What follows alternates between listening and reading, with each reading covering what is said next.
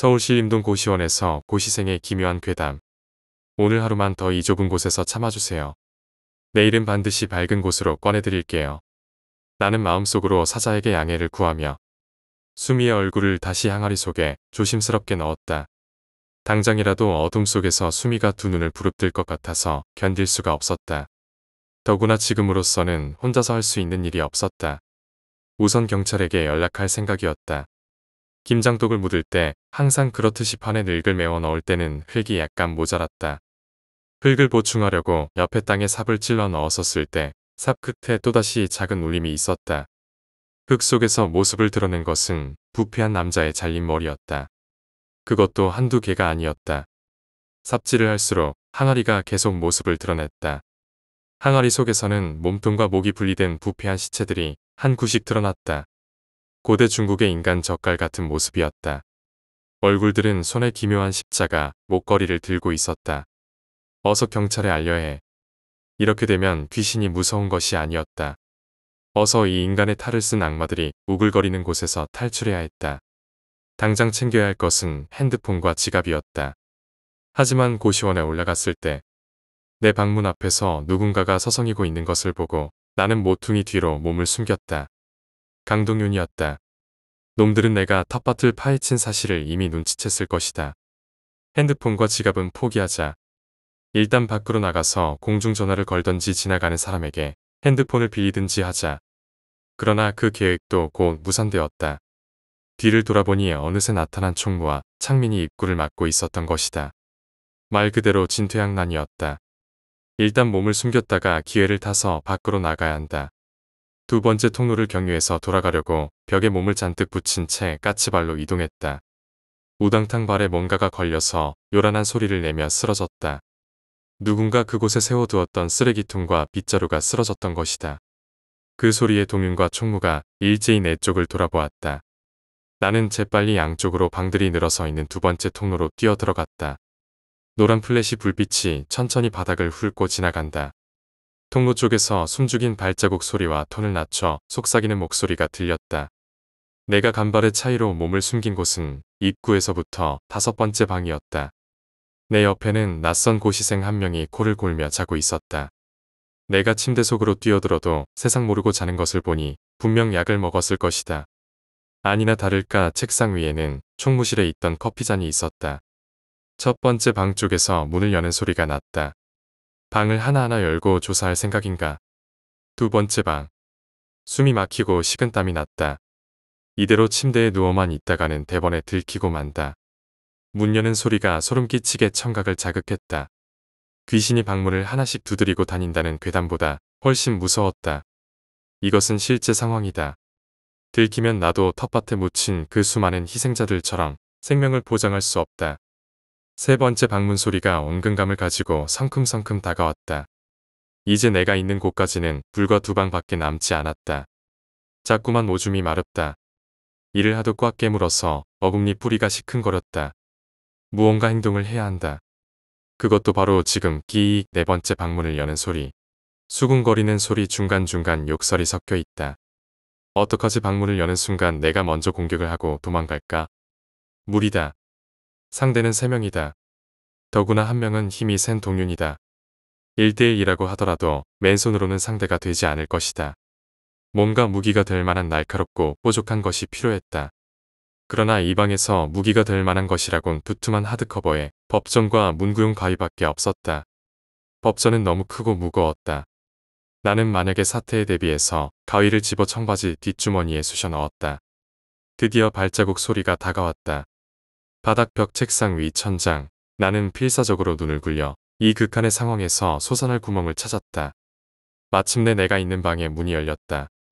검은 그림자가 쓱 들어오더니 불빛으로 방 안 이곳저곳을 비추었다. 문 뒤, 책상 위, 침대. 상대가 뭔가 이상함을 느낀다. 불빛의 움직임이 멈추었다. 빌어먹을, 제발 그냥 가라. 움켜진 손이 땀으로 축축이 젖어들었다. 그러나 나의 간절한 바람에도 불구하고 검은 그림자는 저벅저벅 걸어 들어와서 이불 끄트머리를 잡았다. 남자는 거침없이 이불을 젖힌다. 그러나 남자가 발견한 것은 커다란 베개뿐이었다. 남자가 잠시 투덜거리더니 방 안을 몇 번 더 훑어보고 밖으로 나갔다. 이어서 옆 방문이 열리는 소리가 났다. 소리가 점점 더 멀어졌음을 확인한 후에야 나는 나무늘보처럼 매달렸던 쇠봉에서 조심스럽게 내려왔다. 총무의 말은 사실이었다. 쇠봉은 튼튼해서 사람의 체중에도 끄떡없었다. 아슬아슬했다. 남자가 조금만 더 머물렀어도 손의 땀 때문에 미끄러져 떨어질 뻔했다.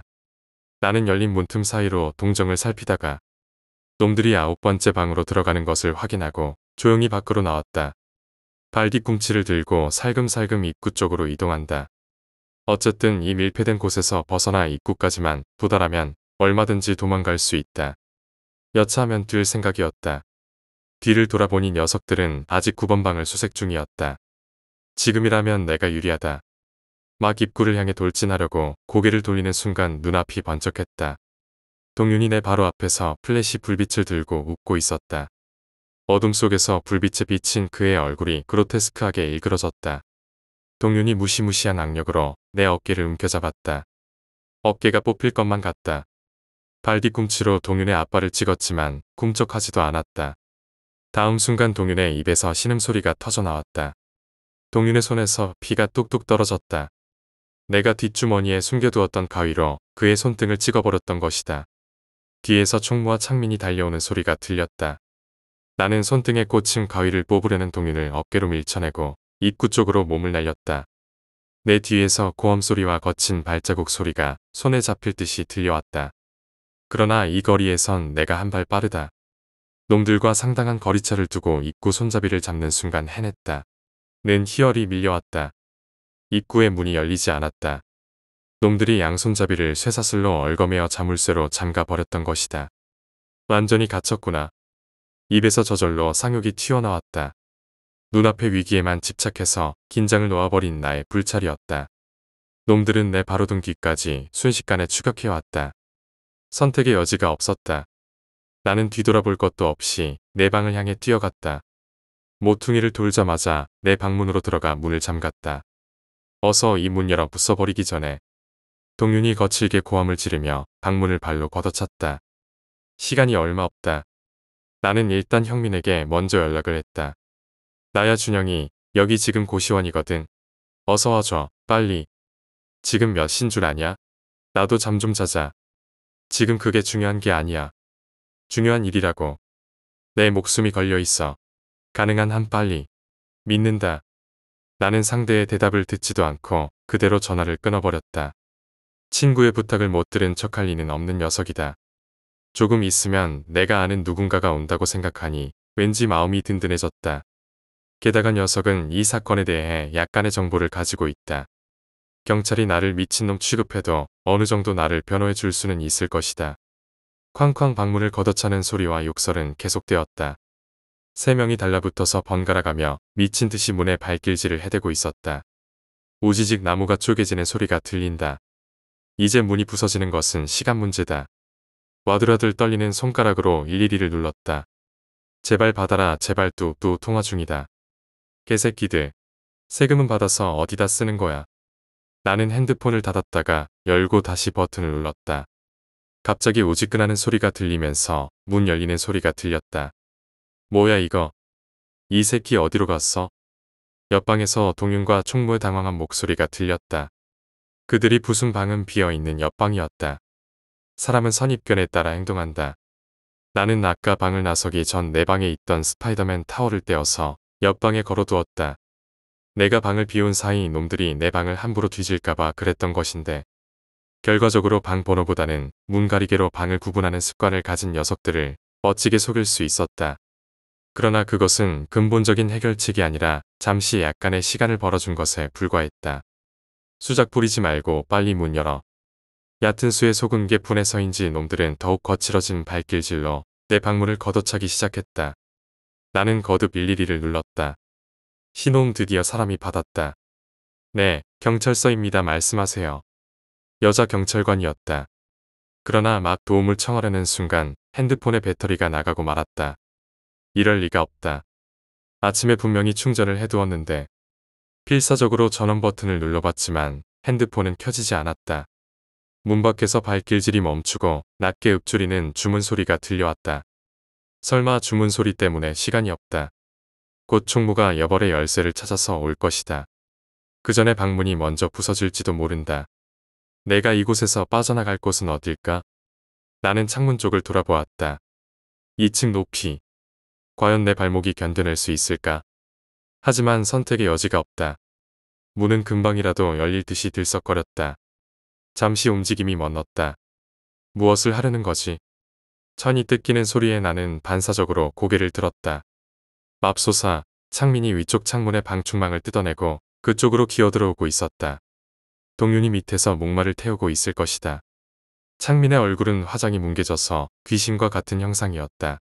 입가에 붉은 립스틱이 뺨으로 번지면서 마치 피를 묻히고 있는 것 같았다. 진작에 내가 문을 열어주면 서로 좋잖아. 여자 같은 목소리로 거친 말을 쏟아내는 모습을 보자 온몸에 소름이 돋았다. 상체가 창턱에 접히자 창민의 얼굴에 피가 쏠려 붉어졌다. 벌써 창민의 상체가 반이나 넘어오고 있었다. 나는 침대 위로 올라가 필사적으로 그를 밀어냈다. 그러나 창민의 저항도 만만치 않았다. 짙은 보라색 매니큐어가 칠해진 손톱으로 내 얼굴과 팔뚝을 마구 핥히어대었다. 흉기에 베인 것 같이 팔뚝에서 피가 뚝뚝 떨어진다. 그래도 나는 포기할 수 없었다. 이곳이 뚫리면 끝장이다. 피가 눈에 스며들어 사방이 온통 붉게 보인다. 그러면서도 나는 창민의 턱과 어깨를 밀어냈다. 다음 순간 나는 입에서 외마디 비명이 튀어나왔다. 창민이 하얀 이빨로 내 손등을 물어뜯었다. 내가 왼손으로 창민의 관자놀이를 후려치자 창민이 떨어져 나간다. 그와 동시에 나의 손등에서 살점도 한 조각 떨어져 나갔다. 섬뜩한 통증이 엄습했다. 창민은 내 방 안쪽으로 떨어져 신음소리를 냈다. 창민은 비틀거리고 일어나 문고리를 잡았다. 이제 놈들이 방 안에 들어오는 것은 시간 문제다. 나는 더 이상 지체하지 않고 창문을 열고 뛰어내릴 채비를 했다. 막 창틀에 올라가 양손으로 커튼을 잡고 뛰어내리려고 하는 찰나. 나는 커튼의 감촉이 낯익음을 깨달았다. 아, 왜 지금껏 이것을 알아채지 못했을까? 매일 수도 없이 보고 손으로 만졌으면서도 어째서 몰랐을까? 이 고시원의 감도는 여기가 나의 판단을 흐리게 했을까? 모든 것이 눈앞에 있었으면서도 나는 최면에 걸린 것처럼 알아채지 못했던 것이다. 내 방의 검은 커튼은 바로 사람의 머리카락이었다. 마침내 내 방문이 열렸다. 동윤과 총무가 내 방에 몰려들어온 순간 나는 두 손으로 커튼을, 아니 머리카락을 감아주고 창문 밖으로 몸을 날렸다. 왼쪽 다리가 말을 듣지 않았다. 착지할 때 발목을 접질린 모양이었다. 손바닥도 마찰열로 화상을 입어서 시큰거렸다. 계단을 내려오는 거친 발자국 소리가 작게 들려왔다. 나는 비틀거리며 필사적으로 도로 쪽으로 걸어갔다. 소리를 질러서 도움을 요청하려고 해도 목소리가 나오지 않았다. 성대가 조여드는 것 같아서 아무리 소리를 지르려고 해도 바람 새는 듯한 쉰 목소리가 고작이었다. 핸드폰을 작동하지 않게 한 이상한 힘으로 놈들은 나를 올가매고 있었다. 어쨌든 큰 길 쪽으로만 나가면 된다. 늦은 시각이긴 하지만 아직 행인 한두 명쯤은 있을 것이다. 직접 도와주지 않아도 좋다. 최소한 경찰에 연락만이라도 해준다면. 절뚝거리는 걸음으로 막 건물 모퉁이를 돌았을 때 나는 경찰보다 더 반가운 얼굴을 보았다. 스쿠터를 타고 온 형민이 엄지손가락으로 뒷자리를 가리키며 재촉했다. 반가워서 눈물이 다 날 지경이었다. 이 녀석이라면 어떻게든 해줄 것이다. 안도감으로 힘이 다 빠진 나는 스쿠터에 타자마자 기절하듯 형민의 등에 쓰러졌다. 다음 순간 나는 뒤통수에 불이 번쩍하는 충격을 느꼈다. 믿을 수가 없었다. 갑자기 몸을 돌린 형민이 바이크 헬멧으로 내 머리통을 사정없이 후려쳤던 것이다. 도대체 내가 왜? 천천히 정신을 잃어가면서 나는 형민의 목에 걸린 갈고리, 십자가 펜던트를 보았다. 정신이 몽롱해지는 가운데 역겨운 주문 소리와 말린 쑥을 태우는 듯한 아키실론 냄새가 코를 찔렀다. 간신히 눈을 떠보니 주인은 어둠 속에서 몇 개의 촛불이 나를 둘러싸고 타오르고 있었다. 몸을 일으키려고 하자 바스락거리는 소리가 나며 손발이 말을 듣지 않았다. 비닐이 깔린 고시원 침대 위에 끈으로 손발이 꽁꽁 묶여 있었다. 실오라기 하나 없이 벗겨진 알몸에는 검은 물감으로 온갖 기괴한 문양들이 그려져 있었다. 소매가 긴 검은색 옷을 입은 늙은 여자가 두 손을 위로 올리며 하늘을 우러러 알아들을 수 없는 말을 하고 있었다. 짙은 화장을 해서 잠시 알아보기 힘들었지만 늙은 여자의 정체는 다름 아닌 원장이었다. 원장 외에도 총무와 창민, 동윤, 형민이 촛불을 들고 나를 빙 둘러싸고 있었다. 원장은 그릇에서 하얀 가루를 꺼내 내 얼굴에 뿌리더니 알 수 없는 주문을 외웠다. 소금이다. 지금 무슨 의식을 하려고 하는지 알 수 없었다. 소리를 질러도 소용없을 것이다. 내가 처음 이곳에 온 그날처럼 고시원 사람들은 모두 수면제가 든 커피를 마시고 정신을 잃고 있을 것이다. 현관에 있던 흙 묻은 운동화들. 아마도 내 옆방 남자도 내가 잠든 사이 놈들에게 죽임을 당하고 옥수수밭에 묻혔을 것이다. 그리고 아직 이승을 떠나지 못한 억울한 영혼이 벽을 두드리며 밤마다 도움을 요청한 것이리라. 그제야 왜 총무가 처음에 나를 고시원에 들이기를 꺼려 했는지 알 수 있었다. 옆방에서 자신들의 의식을 수행하는데 방해가 되었던 것이다. 미친 새끼들, 이런 식으로 지금까지 몇 사람을 죽여왔어? 나는 누나를 최대한 움직여서 방안을 살폈다. 비닐이 쳐진 곳은 침대뿐이 아니었다. 벽과 천장까지 빈틈없이 덮은 번들거리는 비닐이 촛불을 반사하고 있었다. 나는 이내 그것의 용도를 깨달았다. 피가 튀지 않게 하려는 것이다. 이것은 장난이 아니다. 이 자식들은 정말로 나를 악마의 제물로 바칠 셈이다. 내 의지와 상관없이 온몸이 떨려왔다. 침대 다리가 덜컹거리며 떨린다. 오줌볼을 제어할 능력이 사라지며 하체에 뜨뜻하고 아늑한 느낌이 왔다. 살고 싶다. 이성이 증발하고 오직 그 한마디만이 머릿속을 맴돌았다. 원장님, 이것을. 창민이 커다란 은 대접을 들고 왔다. 원장은 대접에 손을 넣고 피로 범벅이 된 무언가를 끄집어내었다. 그것의 정체를 확인하는 순간 걷잡을 수 없이 구역질이 올라왔다. 그것은 주차장에서 만났던 그 꼬마의 잘린 머리통이었다. 반쯤 뜬 눈에서 눈동자가 위쪽으로 돌아가 있었다. 주르르 꼬마의 머리에서 쏟아지는 피로. 원장은 내 알몸 주위에 육망성을 그렸다. 비릿한 핏줄기가 내 가슴을 지나가는 순간 나는 그만 참지 못하고 속에 있는 것을 개어내야 했다. 꼬마한테 무슨 짓을 한 거야? 나는 눈물을 질질 흘리며 발악을 했다. 살아오면서 이때처럼 신의 존재를 간절히 원했던 적이 있었을까? 너무 억울하게 생각하지 마. 우주에 존재하는 에너지는 일정해. 누군가가 복을 받으려면 그 대가로 다른 누군가의 희생이 필요한 거야. 원장이 말했다. 이곳에 비정상적으로 높은 합격률 뒤엔 이런 어처구니 없는 비밀이 숨겨져 있었던 것이다. 아키실론의 향은 마취 효과가 탁월하지. 아프지는 않을 거야. 원장이 커다란 칼을 내 명치에 가져다 대었다. 갈고리 모양의 은색 칼이었다. 차가운 금속의 저온이 피부를 뚫고 폐부까지 스며들었다. 칼끝의 갈고리가 나의 가슴을 지나가자 나의 피부는 너무도 맥없이 좌우로 벌어지며 새빨간 속살을 드러내었다. 그러나 이상하게도 고통은 느껴지지 않았다. 원래 신을 믿지는 않았지만 극한의 상황에 처하게 되자 나도 모르게 신을 찾았다. 15년 전 수미를 죽일 때도 그년도 똑같은 신을 찾더군. 하지만 내가 그년의 머리카락으로 목을 졸라서 죽였을 때 그년이 찾던 신은 어디에도 없었어. 그년의 목을 잘라서 피를 마시고 그것을 항아리 속에 넣어 묻을 때조차도 너희들의 신은 영원한 방관자야. 너희들이 어떤 고통을 받든지 상관하지 않아. 잘했다고 상을 주는 일도 못했다고 벌을 주는 일도 없지. 하지만 우리의 신, 사탄은 달라. 자신의 종들에게 현세에서의 복과 부귀와 영광을 아낌없이 주시는 분이야. 만왕의 왕, 주중의 주 사탄이여. 검은 옷을 입은 남자들이 두 손을 들고 소리쳤다. 15년 전 이수미를 살해한 이후 이 녀석들은 이런 식으로 매년 몇 명의 고시생들을 악마에게 제물로 바쳤을 것이다. 그리고 이 피해 의식에 참여한 자들은 자신의 영혼을 판 대가로 매년 시험에서의 합격을 약속받았을 것이다. 나의 신의와 주의 생명은 이 피에 깃드소서. 그리고 그것을 어둠의 힘에 바칩니다. 원장이 성배에 담긴 아이의 피를 꿀꺽꿀꺽 들이마셨다. 나머지 사람들도 반시계 방향으로 돌아가며 그것을 마셨다. 제물로 바치는 뜨거운 피를 흠향하소서. 원장이 갈고리 칼을 번쩍 치켜들었다. 하얀 이빨 사이로 빨간 피가 흘러내리는 섬뜩한 모습이었다. 원장이 막 내 가슴에 칼을 꽂으려는 순간 낯익은 목소리가 들려왔다. 사도님, 그 일은 주의 은총을 입은 저에게 허락해 주십시오. 목소리의 주인공은 다름 아닌 형민이었다. 세상의 헛된 정보다 사탄님을 택한 그대에게 우선으로 첫 번째 칼의 영광을 주겠노라.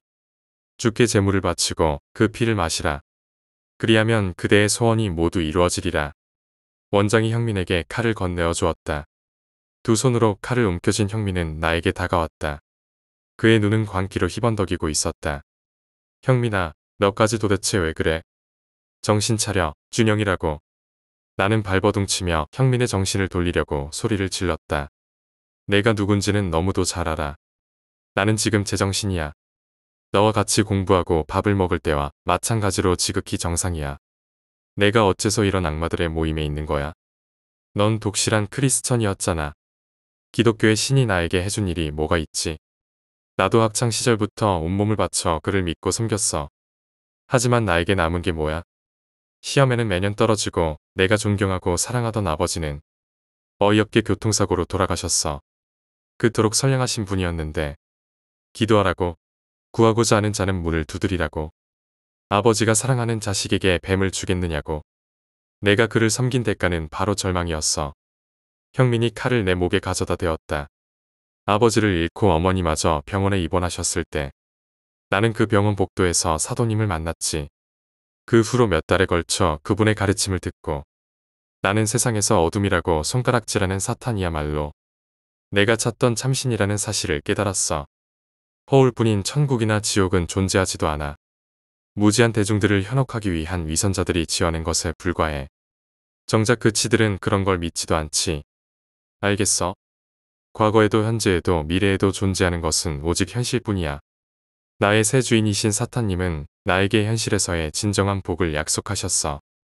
어머니의 병이 기적적으로 완치된 것도 모두 그분의 힘 덕분이야. 그리고 이제 너만 제물로 바치면 나도 시험에 합격할 수 있어. 그따위 시험 때문에 친구까지 죽일 셈이야. 정신 차려 이 자식아. 눈물이 흘러내렸다. 그것은 애원의 눈물도 뭣도 아니었다. 그저 내 생명이 얼마 남지 않았음을 깨달은 절망에 눈물임과 동시에 잘못된 광신에 빠져든 형민에 대한 안타까움의 눈물이었다. 나도 친구인 너를 죽이긴 싫었어. 내가 없었다면 다른 누군가가 제물로 선택되었겠지. 그래서 그토록 이곳에서 빠져나오라고 설득했던 거야. 누구의 탓도 하지 마. 이렇게 된 것은 모두 내가 자초한 일이니까. 살려줘. 제발. 나의 애원에도 아랑곳하지 않고 형민이 칼을 번쩍 치켜들었다. 그 동작에 맞추어 남자들이 기괴한 주문을 외우기 시작했다. 이 모든 게 연극이었으면, 지금이라도 형민이 이 모든 게 장난이었다며 손을 내밀어 주었으면. 갑자기 주문 소리를 듣고 있자 머리 한구석이 아파지며 숨이 막혔다. 언젠가 전에도 이런 일을 겪은 것 같은 느낌이 들었다. 몽환적인 주술 소리, 숨을 헐떡거리며 내 목을 조이는 욕심과 광신으로 추하게 일그러진 젊은 여자의 얼굴, 내 목을 조여드는 나 자신의 긴 머리카락, 천장의 형광등, 온갖 기억들이 두서없이 나의 머릿속에서 플래시 불빛처럼 터졌다. 숨을 쉴 수가 없어. 살려줘, 살려줘. 제발 닥쳐. 너희들의 신을 불러봐. 지금이라도 구해달라고 불러보란 말이야. 역겨운 향료 냄새. 자신을 위해 남을 짓밟는 이 사람들이 밉다. 죽어서도 복수하고 싶다. 그 짧은 순간 죽은 수미의 기억이 내 안에서 되살아나고 있었다. 어느새 나는 수미와 일체가 되어 그녀가 느꼈던 감정들을 고스란히 느낄 수 있었다. 어째서 이런 기억들이 나에게 되살아나는 것일까? 수미의 15년 전 기억들이 어떻게 내 체내에 들어올 수 있었을까? 머리카락. 매일 나의 몸을 조금씩 파고들던 머리카락들. 그 속에 수미의 기억의 조각들이 담겨 있었을 것이다. 수미는 자신의 원한을 담은 머리카락들을 날마다 조금씩 내 몸속에 찔러 넣었던 것이다. 그리고 내 몸속에 남은 머리카락의 뿌리들은 나의 핏줄 속을 돌고 돌아 마침내 나의 뇌에 박혀 신경과 동화가 되었을 것이다. 그녀는 나에게 남긴 흔적들로부터 지금 부활하고 있었다. 막 형민이 내 가슴의 문양을 향해 칼을 내리찍었다. 그때였다. 내 몸속에서 뭔가 뜨거운 것이 끓어오르는가 싶더니 내 머리의 모공 하나하나에서 검은 것이 사방으로 일제히 분출되어 나갔다. 이게 뭐야? 갑작스러운 상황에 당황한 남자들이 얼굴을 감싸쥐고 뒤로 물러났다. 형민도 칼을 바닥에 떨어뜨리고 몸부림쳤다. 그의 손은 나의 머리에서 뻗어나간 검은 머리카락으로 칭칭 감겨 있었다.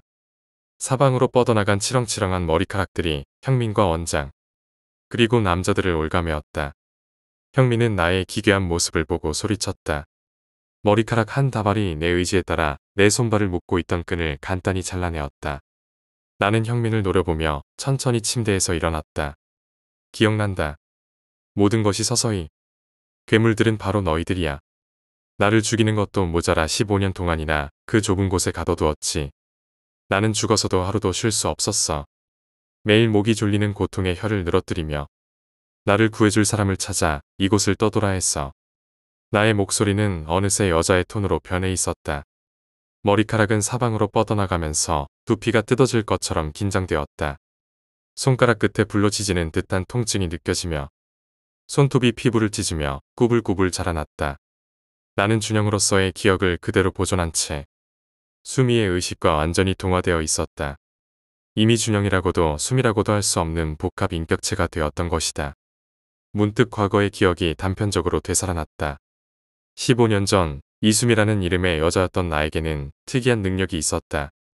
바로 머리카락 속에 기억을 담는 능력이었다.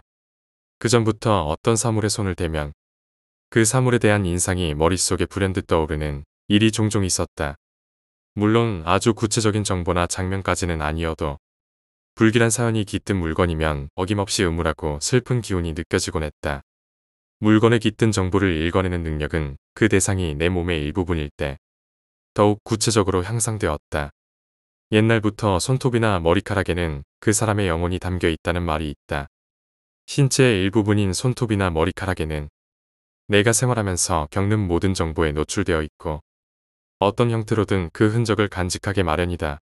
모의고사를 보다가 잘 기억이 안 나던 문제도 머리카락을 손가락으로 꼬면서 풀면 이상하게도 답이 잘 떠오르곤 했다. 공부를 할 때의 정보가 머리카락 속에 입력되었던 것이다. 물론 그것이 책을 펴놓고 보듯이 아주 구체적인 정보를 알려주는 것은 아니었지만 답 2개를 놓고 망설일 때는 결정적인 도움을 주었다. 나에게 이런 능력이 있음을 깨달은 후부터 나는 머리카락을 자르지 않고 기르게 되었다. 그렇다고 공부를 게을리한 것은 아니었다.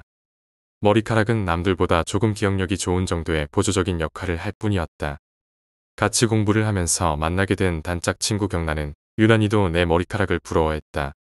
시험에 합격하더라도 머리카락을 자르지 말라고 신신당부를 하곤 했다. 몇 년째 긴 머리를 자르지 않아 지저분하다며 누구나 손가락질하던 나에게 그런 경란은 둘도 없는 친구였다. 나는 친구를 위해 기꺼이 모든 자료를 공유했다. 심지어 수년간 정리한 노트까지도. 성격이 활달한 경란과는 공부 파트너로서도 잘 맞았지만 무엇보다 음악적인 취향이 같았다. 당시의 나의 유일한 취미는 레코드판에 담긴 음악을 듣는 일이었다. 우리들은 내 방에서 헤드폰으로 레드 제플린의 음악을 들으며 머리를 맞대곤 했다. 그랬던 경란이 시험을 얼마 앞두고 마녀로 변한 것은 예상치도 못한 일이었다. 경란이 나의 머리채로 나의 목을 휘어감고 조를 때 나는 희미해져가는 의식 속에서 필사적으로 나의 모든 기억, 영혼 그리고 원한을 내 머리카락 속에 집결시켰다. 언젠가 나의 원혼이 머리카락을 통해 누군가에게 전달될 때 그의 몸을 통해서 다시 살아나길 바라며 죽어버려. 다음 순간 내 상상 속에서의 경란은 순식간에 늙은 마녀의 얼굴로 일그러졌다. 틈을 탄 원장이 바닥에 떨어진 칼을 주워들고 나에게 돌진했던 것이다. 다음 순간 그녀는 비명을 지르며 바닥에 쓰러졌다. 바닥에 떨어진 칼에는 그녀의 두 손이 그대로 붙어 있었다. 바닥에 엎드린 원장의 두 손에서 붉은 피가 분수처럼 뿜어져 나와 바닥과 벽의 비닐 위에 마구 뿌려졌다. 채찍처럼 휘두른 나의 머리카락이 그녀의 손목을 잘라버린 것이다. 머리카락이 손이나 발처럼 내 의지에 따라 자유자재로 움직였다. 손목이 잘린 원장은 짐승 같은 소리로 울부짖으며 바닥을 뒹굴었다. 내가 머리카락으로 그녀의 목을 휘어감아 공중으로 들어 올리자 원장의 두 발이 공중에 떴다. 원장은 숨을 헐떡이며 손목만 남은 두 팔을 버둥거리며 내 머리카락을 풀려고 안간힘을 썼다. 항상 혼자뿐이던 나에게 넌 친구를 하자며 접근했지. 난 그때 뭣도 모르고 행복했어. 뻗어나간 머리카락은 그녀의 목뿐만이 아니라 얼굴 전체를 뒤덮었다.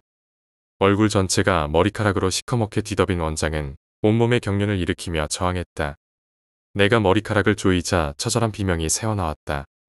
난 나만이 꿈꾸던 빛나는 세계가 있었어. 모두의 비웃음을 이기고 이루고 싶었던 꿈이 있었어. 그 모든 것을 너는 너의 욕망을 위해 악마에게 영혼을 팔고 망쳐버렸던 거야. 누가 너 같은 것한테 관심을 가졌을 줄 알아? 넌 그분의 재물에 불과했을 뿐이야. 머리카락 뭉치에서 가느다란 목소리가 새어나왔다. 나는 너의 친절한 겉모습에 속고 말았지. 하지만 너에게 살해당하고 영혼만 남은 나로서는 할 수 있는 일이 없었어. 하지만 이제야 이 남자의 몸을 빌어 나는 살아났어. 이제 내가 당할 차례야. 머리카락을 더욱 세게 조였다. 비명소리도 찢어질 듯이 날카로워졌다. 죽어. 한 번 더 머리카락에 힘을 주자. 두개골이 아스러지는 소리가 나며 뇌수와 섞인 진득한 핏물이 흘러나와 바닥에 떨어졌다. 그나마 구체를 유지하던 형상이 완전히 으스러져지며 핏물이 쏟아졌다. 머리카락을 풀자 바람 빠진 축구공처럼 구겨진 고깃덩어리가 바닥에 툭 떨어졌다. 살과 턱뼈, 이빨이 한데 뒤섞여 피떡이 되어 있었다. 시뻘건 고깃덩이에 어디서도 그 아름다웠던 보조개는 찾아볼 수 없었다. 용서해줘. 난 아무 죄도 없어. 저 여자가 시키는 대로 했을 뿐이야. 갑자기 총무가 창문을 열고 뛰어내리려고 했다. 그와 동시에 나의 머리카락이 그를 향해 날아갔다. 총무는 바닥에 닿기도 전에 머리카락에 얽혀 공중으로 떠올랐다. 사탄님, 이방인들로부터 저희를 구원해 주소서. 총무가 공중에 뜬 채 울부짖었다. 그래, 너희들의 신이 지금 해줄 수 있는 일이 뭐가 있지? 나는 그 모습을 보고 비웃으며 말했다. 안 돼. 이러지 마. 머리카락에 두 손을 꽁꽁 묶인 형민이 나의 의지에 따라 바닥에 칼을 집어들었다. 팔에 힘을 주며 저항했지만 수미와 일체가 된 나에게 그것은 어린아이와 같이 미약하기 그지없었다. 칼을 집어든 형민은 남자들을 향해 칼을 들어 올렸다. 첫 번째 대상은 창민이었다. 칼이 공기를 가르자 벽에 한 줄기 피를 흩뿌리며 창민의 몸이 앞으로 고꾸라졌다. 창민은 몇 번 쿨럭거리며 피 섞인 기침을 토하더니 곧 잠잠해졌다.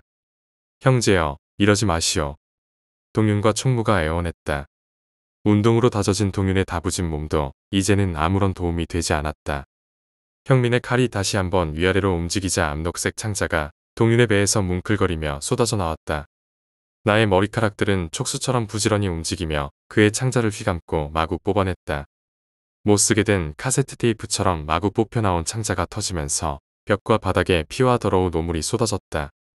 자신의 내장이 뜯겨나갈 때마다 동윤은 끔찍한 비명을 지르며 몸부림쳤다. 폐가 터져나가는 것 같은 처절한 비명이었다. 마침내 위장과 혀까지 배를 통해 뽑혀나온 후에야 동윤은 바닥에 주저앉아 고개를 떨구었다. 다시 나의 머리카락이 형민의 두 팔을 조종해 칼을 머리 위로 들어 올렸다. 총무는 잠시 후 자신에게 다가올 사태를 직감했는지 두 손으로 머리를 감싸 쥐고 안쓰럽게 떨고 있었다. 준영아, 이러지 마. 우린 친구잖아. 그렇지? 형민이 피와 오물로 범벅이 된 얼굴로 나를 보며 애원했다. 역겹게도 눈물마저 흘리고 있었다. 나도 조금 전까진 그런 줄로 착각했었지. 용서해줘. 나도 사실은 그들의 조종을 받고 있었어. 내 의지가 아니었다고. 내 말은 믿을 수 없어. 정말이야. 내 말을 믿어줘. 내가 뭐 때문에 친구인 너한테 그렇게까지 했겠니? 말을 듣지 않으면 우리 어머니를 죽여버리겠다고 협박했어. 나도 어쩔 수가 없었단 말이야. 준영아, 제발 이러지 마. 형민의 말을 들으니 그동안 맹렬한 분노에 억눌렸던 지근한 감정이 조금이나마 되살아났다. 준영으로서 형민과 함께했던 학창시절과 추억들이 생각났다. 함께 밴드를 하며 울고 웃었던 기억. MT에 가서 술잔을 기울이며 인생에 대한 진지한 이야기를 나누었던 기억. 여자와 헤어져 낙담한 형민의 등을 두드려 주었던 기억 등등. 생각해보면 나는 형민과 많은 기억을 공유하고 있었다. 나는 형민을 바닥에 내려놓고 그의 손목에 감은 머리카락을 풀어주었다. 머리카락들이 수축되며 다시 나의 모공 속으로 들어왔다. 방안을 뒤덮던 검은 머리카락들이 일제히 철수하자 시체와 피로 범벅된 처참한 광경이 드러났다. 그 남자는 내가 알아서 처리해. 나는 형민과 총무를 남겨두고 뒤돌아서서 문 손잡이를 돌렸다. 손톱도 원래대로 돌아와 있었고 목소리도 어느덧 원래의 남자 톤으로 바뀌어 있었다. 이제 형민의 손으로 총무를 처리하고 형민만 입을 다물면 된다. 이것이 목숨을 살려주는 대가로 형민에게 베풀어 줄 수 있는 마지막 배려였다. 바로 그때 형민이 고함을 지르며 내 등 뒤에서 칼을 들고 달려들었다. 다음 순간 그를 향해 순간적으로 뻗어나간 검은 기둥은 형민의 몸을 휘감고 공중에 들어 올려 그대로 총무를 향해 내던져버렸다. 두 개의 두개골이 맞부딪혀 박살나는 둔탁한 소리와 함께 벽에는 다시 피해 폭죽이 터졌다. 그로부터 1년이 지났다. 그 기묘한 사건은 신행사입이 종교 집단의 집단 자살극으로 언론에 알려졌다. 나는 야만적인 인신공의에 제물로 바쳐진 피해자의 한 사람으로서 형사와 언론의 집요한 취재에 한동안 시달려야 했다. 주차장 옥수수밭에서는 사람의 두개골과 절단된 신체 부위 등 수십 구의 유골이 발견되었고 유가족들은 집단 위령제를 지냈다. 특히 수미가 이 사건의 최초의 희생자였다는 사실이 밝혀지면서 화장터에서는 무당까지 불러 수미의 혼을 달래었다. 당시 목격자들에 따르면 화장터 굴뚝에서 나온 연기가 마치 검은 뱀이 하늘로 승천하는 것과 같았다고 한다. 한편 사탄을 섬기는 흑마술 단체의 교주가 원장이었다는 사실이 밝혀지면서 매년 고시에 합격자를 배출했던 S고시원도 문을 닫고 말았다. 사건 이후 우후죽순으로 쏟아져 나온 기사들에 따르면 총무실에서 발견되었던 라구니엘의 서는 사탄과 그의 72양마들을 불러내는 의식이 기록된 일종의 흑마술서였다고 한다. 또한 텃밭에서 발견된 아키실론이라는 식물은 사탄교의 인신공의에 사용되는 아프리카산 식물이었는데 그 성분이 대마초보다 중독성과 환각성보다 훨씬 강력해서 제물은 죽임을 당하는 순간에도 고통을 느끼지 못한다고 했다. 내가 그때 고시원에서 보고 들었던 이상한 것들은 아키실론의 향에 의한 단순한 환각이었을까? 아니면 정말로 수미의 간절한 의지에 의한 것이었을까? 그것은 아직도 확신할 수 없다. 끔찍했던 그날 밤 이후 내 몸에 들어왔던 수미의 영혼은 완전히 사라졌다. 아마도 마지막 순간 형민을 향해 뻗어나간 검은 머리카락 뭉치가 내 몸에 남겨진 수미의 마지막 흔적이었을 것이다. 모든 것이 내 안에서 뿜어져 나간 이후 나는 바닥에 쓰러져 그대로 정신을 잃고 말았다. 내가 정신을 차린 곳은 병원 응급실이었다. 나중에 알고 보니 현장에서는 기묘한 문자들이 몸에 그려진 채 알몸으로 기절해 있는 나와 5구의 처참한 시체, 엄청난 양의 피와 피에 엉겨붙은 기괴한 머리카락 뭉치들이 발견되었다고 한다. 그리고 또 한 가지 이상했던 것은 고시원의 트레이드 마크였던 검은 커튼이 단 하루 사이에 모두 사라져 버렸다는 것이다. 언론에서는 불가사의한 일이라고 떠들어댔지만 나는 그것의 정체를 알고 있었다. 그것은 건물 전체를 휘감고 있었던 수미의 머리카락이었던 것이다. 아마 내 방 벽에 있었던 기괴한 낙서들도 수미가 내 몸을 빌어 한 것이었음에 틀림없다. 어쨌든 한바탕 못된 꿈을 꾸고 일어난 듯한 기분이었다. 그로부터 6개월 정도 지나고 그날의 충격이 어느 정도 가라앉았을 무렵 나는 옷 수납 상자의 바닥에 숨겨두었던 레코드판을 다시 꺼내었다. 음악을 듣고 싶어서가 아니라 그날과 관련된 모든 기억을 깡그리 버리려고 했던 것이다. 그러나 앨범 재킷을 열었을 때 그곳에서는 레코드판 대신 동심원 모양으로 말려있는 한 타래의 머리카락이 나왔을 뿐이었다. 검은 커튼과 마찬가지로 레코드판 역시 한 줄기의 긴 머리카락이 동심원으로 꼴을 이루며 만들어낸 것이었다. 한꺼번에 지난 15년의 세월이 지나간 듯 머리카락은 하얗게 변해 있었다. 그 머리카락 사이사이에 수미는 자신이 좋아했던 레드 제플린의 음악과 함께 자신의 메시지를 담아 나에게 전달했을 것이다. 이제 목적을 달성한 그것은 검은 커튼과 마찬가지로 한 줌의 머리카락으로 흩어져 있었다. 15년 동안 그 좁은 곳에서 나오고 싶었던 수미의 한이 풀리면서 머리카락을 고체로 응축시켰던 불가사의한 힘도 눈 녹듯이 사라져버렸으리라. 그날 밤 이후 고시 공부는 접었다. 끝없이 누군가를 이기고 위로 올라가야만 하는 생활의 진저리가 낫다고나 할까. 사회는 이런 나를 위해 나고자라는 말을 준비해 두었다. 하지만 그런 것쯤은 아무래도 좋다. 안정적인 직장과 고정된 수입을 포기한 대신 다시 깁슨 기타를 둘러맸다. 그리고 하루 종일 빈둥거릴 수 있는 자유와 내가 원할 때 언제든지 기타를 칠 수 있는 즐거움을 얻었다. 요즘 나는 작은 클럽에서 동료들과 연주를 하며 받는 적은 돈으로 하루하루를 살고 있다. 어쩔 땐 돈 대신 맥주를 받는다. 소녀들 34명으로 이루어진 작은 팬클럽도 생겼다. 풍족하진 않지만 마음 깊숙이 삶의 충만감이 느껴진다. 언젠가 나의 성공을 위해 남을 짓밟고 싶어질 때 나는 검은 커튼이 쳐진 그 고시원을 생각할 것이다. 그리고 다른 사람과 인생을 나눌 때 비로소 나의 삶도 완성된다는 사실을 기억해낼 것이다. 합주가 혼자 힘으로는 이루어질 수 없듯이 말이다.